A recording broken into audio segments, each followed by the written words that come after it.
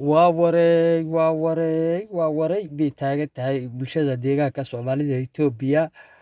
taas oo daadad dad ah oo maxaysata ah oo xaalufinaya deegaanka soo galeen dadkaas oo ka kala yimid dhammaan Itoobiya.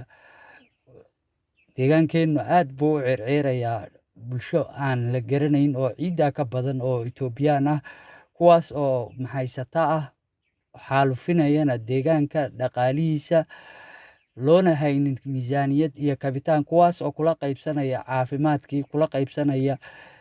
bahjeedkaagii miisaaniyadeed deegaanku lahaa shaqadiina kula qaybsanaya hal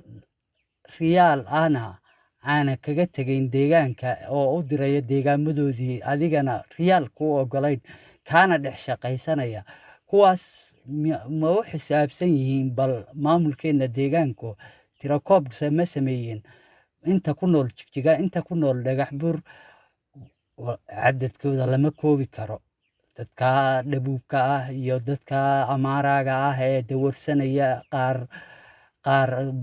wataan dongorayowga marka waxaan dhihi lahaa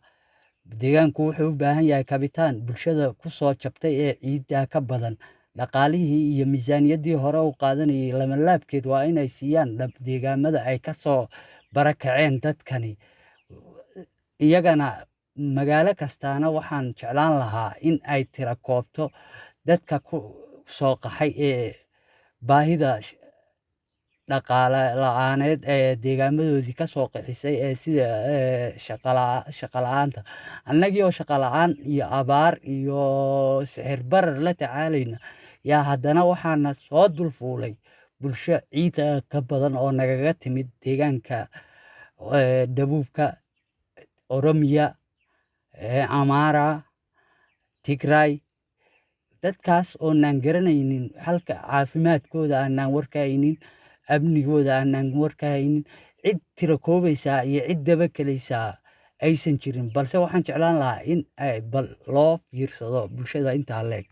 waxaanse kula talin lahaa maamul kasta oo magaalooyinka deegaanka Soomaalida Itoobiya ka jira in ay tirakoob sameeyaan amnigoodana weydiiyaan nin walba meeshuu ka yimid iyo meeshuu iyo caafimaadkiisa iyo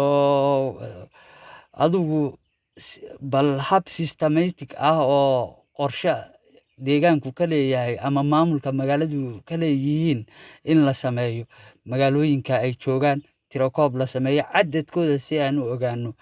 marka bulshadan caafimaadkooda aan iska ogaano waxyeeladooda iyo waxtarkoodana aan ku ogaano marka